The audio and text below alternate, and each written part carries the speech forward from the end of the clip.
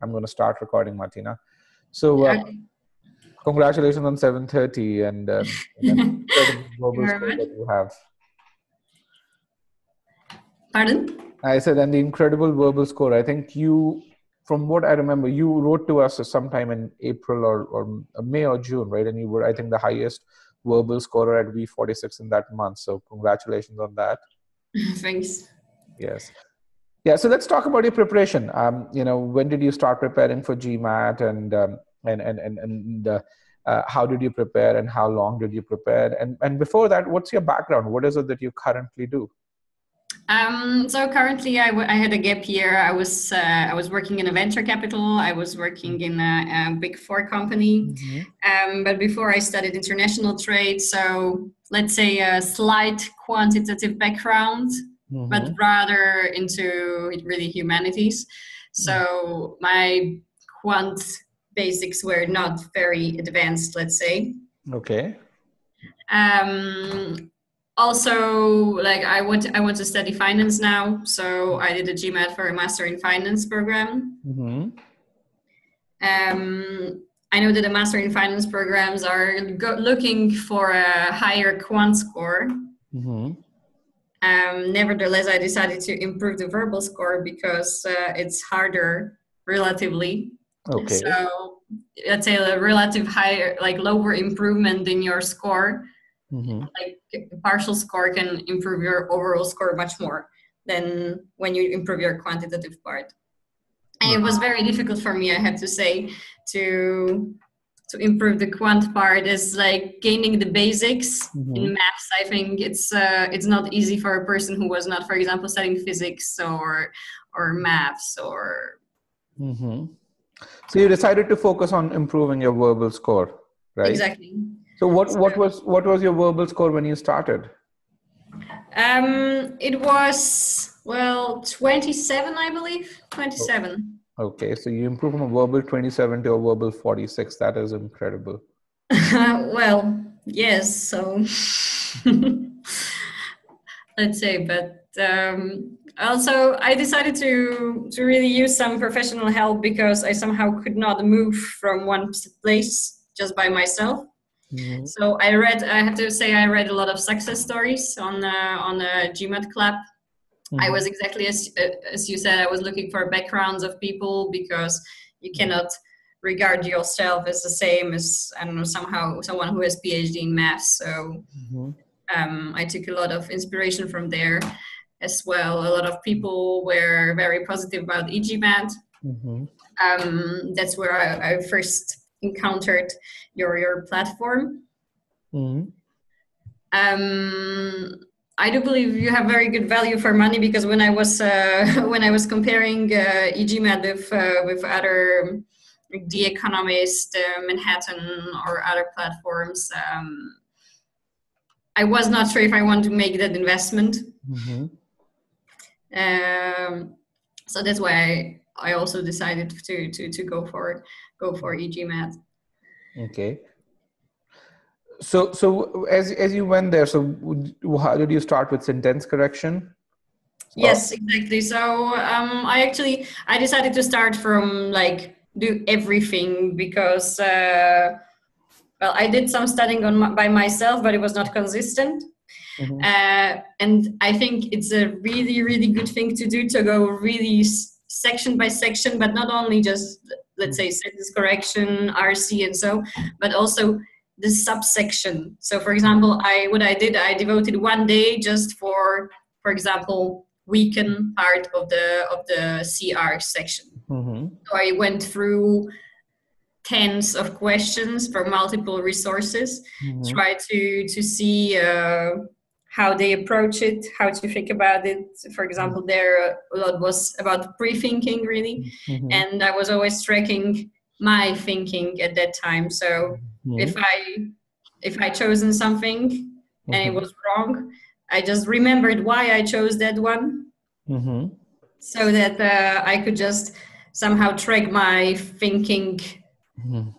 And I would just like to stress here that it's not really about quantity, but about the quality of Yes, exactly. So it's not about if you do 100 questions and you don't realize the mistake, but really do the 40 questions and just really think about the process of your thinking so that you can reproduce that again. Because before, I would say I did a lot. I wanted to try all the resources. I went to, it's not like the more the merrier, I would say, in this case. And it's not just in this case, and pretty much in every aspect of learning that you do, where it's not about the more the merrier. It's about, hey, you get a representative set and hone in your approach. And hopefully, as you did more pre-thinking and as you honed in your approach, you got better at pre-thinking, I'm hoping. Exactly. Yeah, absolutely. Although like RC and CR were much more difficult for me. And I think that starting from sentence correction is really reasonable, because I think it's the easiest to get better in, because, well, there are some theoretical basics that you can build on, although afterwards it's all about logic. Yes. But also I found out that I could, as I improved in SC, I could gain a lot of time there, which I could then benefit from during the RC and the CR, and it put me in a much more mental confidence, because I was not so stressed anymore, and which finally proved to be a lot, because I did the first GMAT in beginning of March, scoring 620. Okay. And then I did the second one in 3 weeks and scored 730. Yes. And so what was the verbal score in your first GMAT when you scored 620? There was 31, I believe. 31. So you went from 31 to 46 in 3 weeks. Yes, and but I mean, I believe Excuse me. I was theoretically prepared at that time, but mentally, it didn't work out. So I took the GMAT in the afternoon, and I knew I'm a morning person, but like somehow I didn't. There was not space in the morning, so that was first mistake. Then I felt I was really tired. I lost some time at the beginning. Maybe I was not so strong in the SC. I think I really improved quite a lot during the 3 weeks. So I think I'm very like sensitive to let's say time stress and so on. So as I lost the control at the beginning of the time, then I did like 2 RC parts, just guessing, because I wanted to catch up on time. And we call someone who's like you a rhythm person. You need to build a rhythm to be able to perform really well. Exactly. Okay. So tell me this, what did you do during those 3 weeks? Did you focus on Scholaranium? Exactly. Yes. I did a Scholaranium, and moreover, I bought additional pack of questions from GMAT. GMAT, okay. So the original source, because well, I didn't have a good experience with other sources, I have to say. Okay. So I just went for there is this pack of, I don't know, 200 questions, I believe. The question pack one is what you're talking about. Yes. Okay. It's, I don't know, like about $40, 50 maybe. Okay. And so you practice Scholaranium, you practice question pack one, and then you really said, okay, you focused on why are you making a mistake, and so did you take any mocks during these 3 weeks? No. Okay. No, sorry to interrupt you, but I was always kind of simulating the mocks. So for example, I'd chosen 40 questions from Scholaranium of exactly the same proportion as there are on the real exam. Okay. But for example, I went only for hard questions. So I was kind of simulating the real GMAT, but in harder circumstances. Okay. So because normally you go from easy to like harder ones, let's say. And this time I would just like do the same time slot of 75 minutes, but do all the hard questions. Okay. And did the same. I had some pack for questions for maths. Okay. So I would somehow simulate the situation, but in a harder circumstances, let's say. So I did the two mocks from GMAT. Excuse me. Yes. Bless you. But in the 3 weeks, none of them, I have to say. It was really just about being consistent, about not stressing out, because I knew where I did the mistake, and just approaching every question in the same manner, no matter what's happening. Okay. So Martina, that's very good, and I think it's I think you're someone who actually believes in herself, and then really says, I know I can do this, and focused on improving the areas where you felt you needed improvement, and then executed on it. Let's talk a bit about your personal side of things. Okay. So you are right now, you work for Ernst & Young. Prior to that, you worked for a VC firm. You work in Czech Republic. So tell me a bit about your personal life. I mean, how many hours do you work during the day? Actually, currently, like in Ernst & Young in Czech Republic, it depends on a project. Sometimes I work until midnight. Sometimes you work until 6, but yeah, it's usually like it's quite normal hours. You mean you want to get in how I studied besides my job? I want to understand. So when did you study, and how did you take time out? And before studying for the GMAT, what were you doing during this time? Yeah, well, I was on exchange in Canada, and I came back and decided to take the GMAT. So during the day, I was working in a venture capital fund until about 3, let's say. Then I went to university because I was still combining with school. And every day I started studying for GMAT. Well, I studied an hour in the morning and about 2 to 3 hours in the evening. Okay. Anyways, yeah, in the meanwhile, I always made some little post-its. For example, for the SC part, there is some stuff that you can somehow repeat that it can help you. Other parts not maybe so useful, but there are some tricks in the math, in the quantitative part as well. Okay. And so where would you put these post-its? I had it in myself. So for example, I was traveling in a bus, and I would take it out. I would just go through it so that it's automatic in your mind, let's say. So it really helped me. But yeah, it is very difficult because you're mentally very tired, and when the things don't go in the right way, it's very demotivating. And yes, then you see some post about from a guy who was studying 2 weeks and scored 750.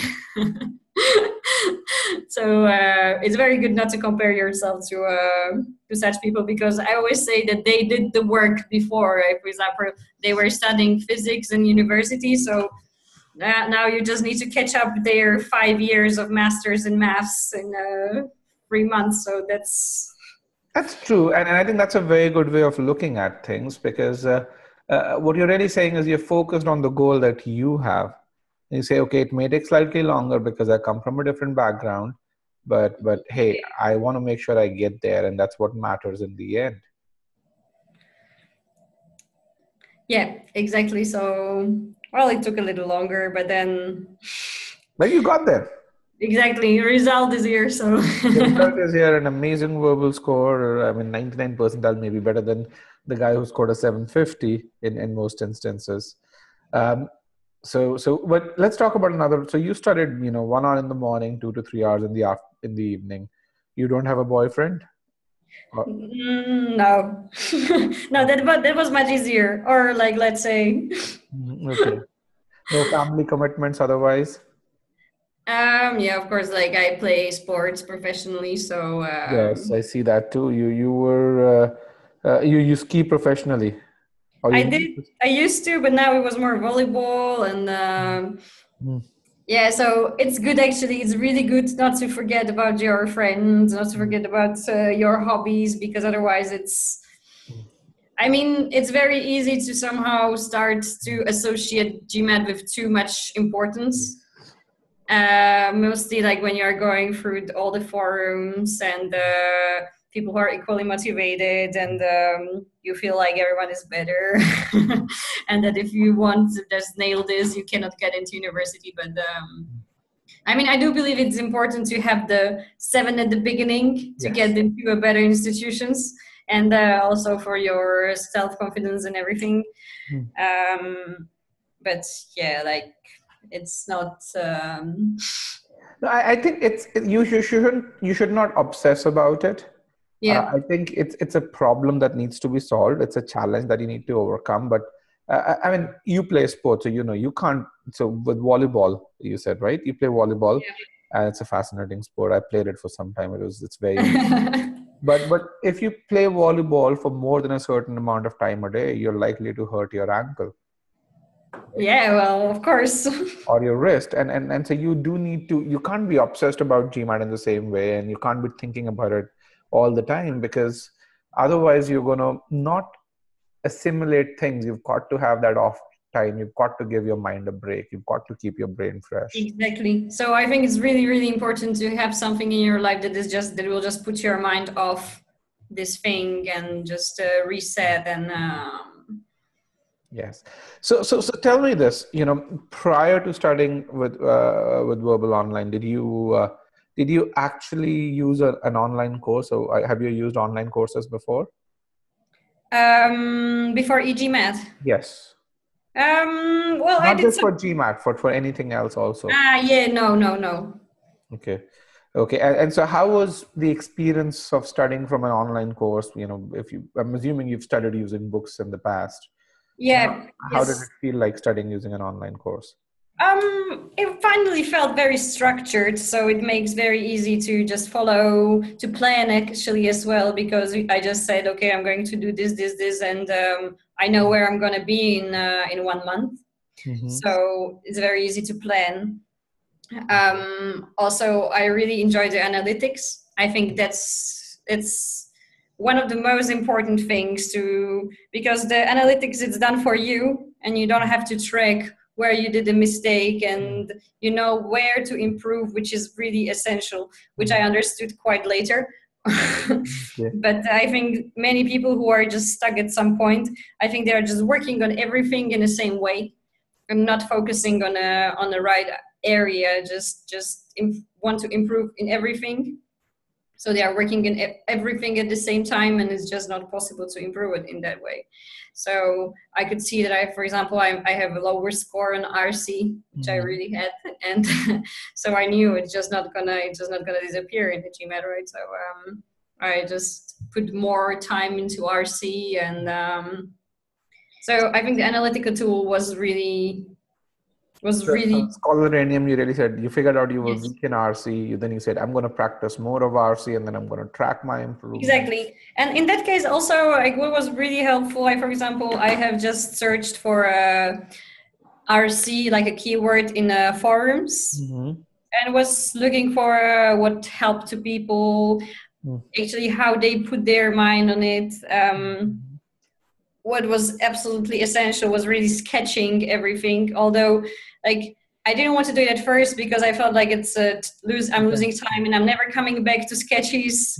But it's not about coming back, it's just about realizing the structure and really stopping after one paragraph, as you say, and just realizing what was the one essential point and how the second paragraph is relating to that. And just this big realization is actually, you spend more time on the first reading maybe, but then you don't have to reread so many times.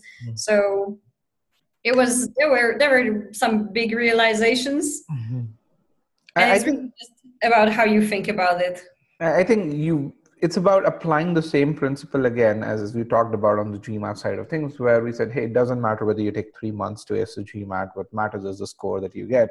In the same way, it doesn't matter, whether when you're sketching this or when you're writing, taking some notes, whether you're going to read those notes again or not. What matters is that when you're reading that passage for the first time, are you comprehending? And if to comprehend, you need to really write down a couple of words, then you write down a couple of words, because the principle is you want to comprehend as much of it as you can in the first go.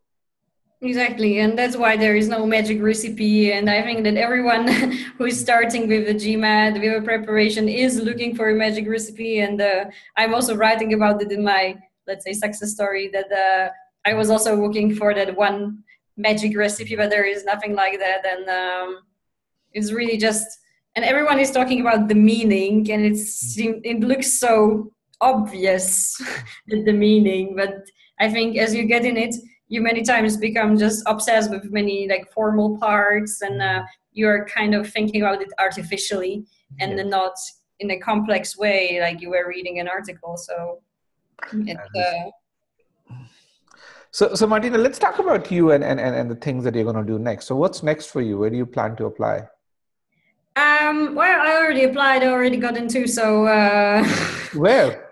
I'm starting in I don't know if you know the university in the US, but it's St. Gallen in Switzerland. Okay. So like it's one of the best business schools in Europe, and I want to stay in Europe, and I want to stay in Switzerland. So okay. It's an amazing place, yes. So because I wanted to study finance, and I mean, what is it called? Can you tell me again? St. Gallen. SAND? Saint, like Saint Gallen. Saint Gallen, okay. Perfect. Oh, I'll definitely check it out. So it's a finance-focused school? It's like business school, but actually, like if you go into Financial Times rankings and you go into Master in Management, it's ranked #1 in the world. Oh wow! Yeah, I mean it's very known in Europe, but well, it all depends, because like with the score you can apply to many places, but for example, for me, London didn't make much sense. I don't want to live there. I don't want to give the money for it. I think Switzerland gives an amazing background. I speak French, so. And you speak Czech as well. Czech is closer to German, right? No, not at all. Czech is maybe closer to German, to Russian. To Russian, oh yes. So it's a Slavic language, yes. It's a Slavic language, yes. Yes. Yes. I think I was confusing it with Poland. Poland had a lot of Germans in the. Yeah, it's close. I mean, we are on the border with Germany, but it's a Slavic language. So. It's a Slavic language. Okay, all right. That's so. So again, I think the fact you speak French, you speak English, I think is Switzerland becomes a much better. A pretty good place for you, I would say. And it's like banking was born there, kind of. The banking has a very good background there. I mean, I didn't want to be the small fish in a big tank in a London and not having life. I think like a nice spot in Geneva is exactly what I would imagine. So it didn't make sense for me to go somewhere else. And you mentioned that London's going to be super expensive. So are you getting a scholarship here, or is this much cheaper? No, I mean, here the schools are about 3,000 euros per semesters.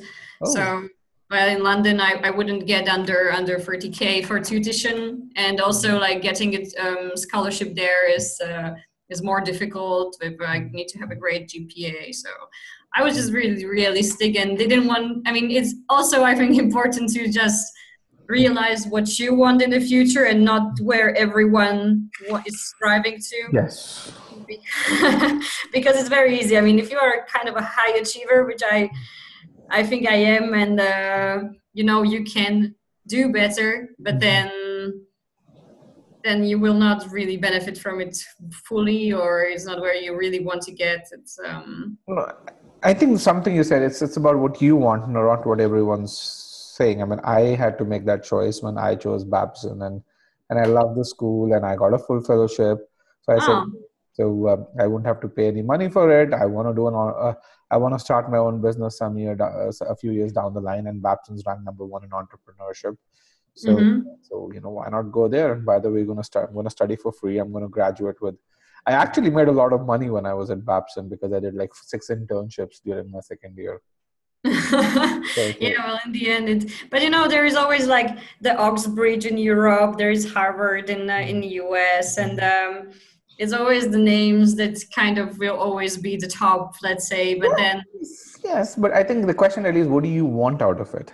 Exactly. So it's really good to just tame your your for example, like motivation or curiosity, and just. No, it's. I wouldn't say it's about taming your curiosity. It's about really saying, hey, if I'm going to Babson, I know I'm not going to get as. So not every professor over there is going to be as smart as every professor at Harvard. But hey, if I'm studying at Harvard, will I be able to learn from every professor? No, I won't. Are there enough good professors at Babson or great professors? Then yes, and take their classes. And by the way, can I take a few courses at Harvard while being at Babson, considering both of them are in Boston? Yes, so do that. Exactly. No, I think like it's very important to just be okay with what you go, where you go, and not to look at everyone else too much and what other people think. And, Yeah, I think it's important to know what you want, I think, and really how that place can get you. And for me, the thing really was, am I going to graduate with $150,000 worth of debt? Or am I going to graduate with $70,000 in my hand? And then Babson really allowed me to graduate with $70,000 in my hand because I earned that money. Well, if you want to start your business moreover, then it's just go. Then it's just go, and it's about and Babson's really good at helping you start your own business. I mean, half the people over this think about starting their own businesses. They actually bring in entrepreneurs who've just started with nothing, and I really tell everyone what MIT and Harvard do is they actually make great managers, and they make a few people capable enough. They make a few people start $1 billion businesses. What Babson does is it actually teaches everyone how to really create a $10 million business, and which is pretty good, by the way. So if it can help you teach, it can pretty much help teach everyone how to create that $10 million business and how you scrape without taking money from outside, and go from A to B to C to D. And by the way, if you're able to do that, then you can also go from the 10 million to. Well, you're still helping people, so yeah, you're still helping people, and essentially, you still you feel really good about building something, and that's what I care about. Oh well, that's what I would like to do, something as well. And I'm sure you would. It's a beautiful thing, yeah. Yeah, it is a beautiful thing. It's about waking up in the morning and saying, "Hey, what is it that I'm going to?" I mean, having that vision of building something in a certain time frame, and waking up in the morning and taking that next step towards it.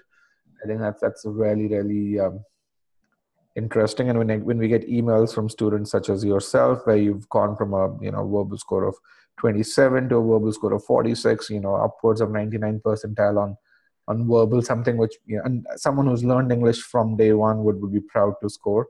I think that's something that makes our day, to really say this is the fact that we've helped people do this is something that we pat ourselves on the back, and it brings a smile. Well, I'm still talking to everyone about your site, so don't worry. I have people actually, because I have posted it on Instagram, my new score. So I have people coming to me, my friends now, who are going to do GMAT, and I just say, I mean sincerely, I'm just saying that your site helped me like from 90%, because, well, of course, like you need to sit there, you need to realize the things, you need to set the time on it, but just having something to push you forward, to give you the direction, I think it's just invaluable.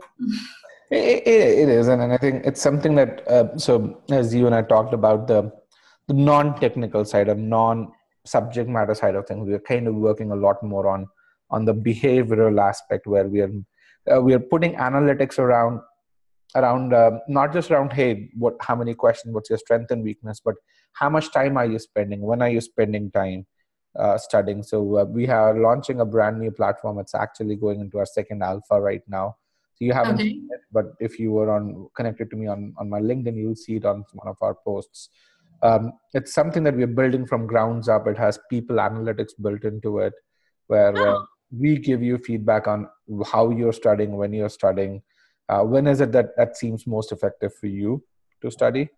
and it's on that other aspect of non-technical aspect, and there are some major enhancements on the technical aspects as well, where we've done some really groundbreaking work in improving the speed of access and and uh, and improving a lot of things which allowing you to make notes which for example, you talked about post-its. So when Yeah. you're watching a concept, how can you just make a note right then and there without having to write it down itself? And how can we store those notes in a contextual manner? So I think it would be maybe helpful to, I don't know, create something like a sheet paper, you know, just with a main SC rules, or, but I know like if you create something like this, it's always like online, so it will go kind of viral if it's really good. So we have created those, but I think the fact that you created those cheat sheets for yourself, that's we enable you to do that. We'll give you summary files, which is basically what you're talking about. yeah. But also the fact that you are creating those notes for yourself, which, because if you find a concept which you feel you need to revise more and more, okay, and if you create those notes, then you and what we're making possible is, let's say you're watching the verb ing file, and you really say, hey, on this slide I want to create a note, and by the way, you don't need to exit the file. You can create a note right from within the file, and it'll be saved to your profile. And by the way, when revising the note, if you want to go back exactly to that slide in the file, you can click, and exactly that slide in that file will open up. So this required a lot of grassroots work that our engineering team had to do. And because this is not something which is available as a solution from a technology company or from an e-learning tool, we really had to build it from the grounds up. But you know, now that we've built it, and it really, and having talked to a lot of people, I think GMAT is half personal and half guidance, and I think on the guidance side we're doing really well. On the personal side, we do these webinars, but I think we can, with data, we can prove to you that when Oh, that's very helpful as well. It's great that you do it for free. I think it's just kind of attracting people to your platform a little bit more, and just raising, I think, you know, raising the awareness, popularity in some way. I just wanted to tell you something. I forgot something. It's okay. Close your eyes, and I think you'd be able to. I'll get back to that. I don't know anymore. Yeah, and you can always write to me. So, Martina, is there any other question that I can answer? Yeah, I want to write the success story. I think you already wrote me how to do that. I think Nidhi would have written to you to really say, hey, what are some of the things that people look for in a success story? Essentially, a success story is all about your journey. Okay. You know, it's about how you went about preparing, and it's supposed to be a helping hand for people who may be in your shoes. I mean, in your case, you're someone you're from Czech Republic. You are a non-native, but a different kind of non-native. And I think in your case, the unique pieces are, you realized that you needed to focus on verbal rather than on quant. And you set that goal, and you went about going from, you know, verbal score of 27 to your first GMAT, where you scored a verbal score of 31. And then you really realized these are the things that you needed to focus on, where you said, you bought the exam pack one, you did those practice questions from Scholaranium, how you focused during those 3 weeks, and how you went from a V31 to a V46, and what led you to do that. The fact that you didn't take any mocks, but you simulated mocks, and in a way, and then how you were confident that that's going to be enough for you during that time. I think those are very important things, because I think those are decision points that every student has in his or her journey. And you know, people can really say, this guy is doing this, and I'm going to do this. Or they can really say, I know this is a gap that I need to fill in. I know these are the things that would help me fill that gap. So let me choose to do this rather than what everyone else is doing. Yep. So I want to do this. I want to mention your platform there as well, I have to say, because I really think you should mention our platform. It's just, I think, it shouldn't just be about our platform. It should also be about these other decisions that you made. It should also be the methods that you follow. And I think So when you mentioned meaning-based approach and pre-thinking and yeah, of course. Because if I mentioned it too much, then it would look like you paid me for that. Huh? yeah, I mean, I don't think people would really see this. I mean, we've had just so many success stories. We can't be paying so many people. But essentially, Might look like that, you know. It's I always have this feeling when I see something like that. see, here is the thing with GMAT Club, and it's not just with us, with other prep companies. GMAT Club as a platform has matured tremendously.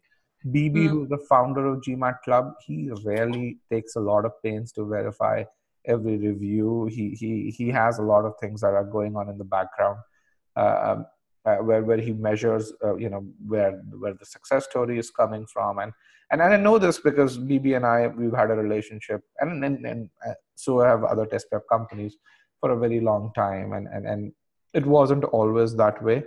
mm, And I pushed him into really saying, hey, we've got to do a better job at managing reviews, making sure that that reviews are authentic, and for the very simple reason that GMAT Club is a great platform, but it's only as good as a platform as people think that it's authentic. yeah, well, that's true.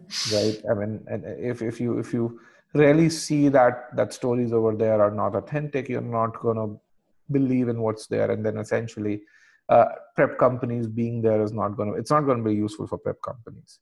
Mm, So yeah, yeah, true. Yeah, and I really have the authentic feeling of it so yes, far. yeah. So and that's why every that is posted is validated over there by using a score report or using looking at how active a person is, and they have statistical data to prove whether that activity is real or not. Mm. So they do all of that validation. And there's a lot of work that goes in doing that, and I really commend BB and his team for putting in all that hard work to do that, and they're constantly upgrading that too as well. So it's not that they've been sitting still on what they've been doing. Yeah. So yeah, good luck, Martina. Thank you very Well, much for thank taking you. the Thank time. you. Sorry for the video, but That's okay. We'll probably do it another time when you graduate from San Gallen, and then we'll probably do another success story debrief and really talk about your experience over there. yeah, thank you very much. Well, good luck with your platform, and I'll always be spreading the word about you. And I would definitely look up St. Gallen and really figure out. I don't know about this business school, but MIM programs is something that I plan to really know a bit more about than what I do. So thank you for educating me on that. Yeah, well, you're welcome. Bye bye. Have a good day. You too. Bye.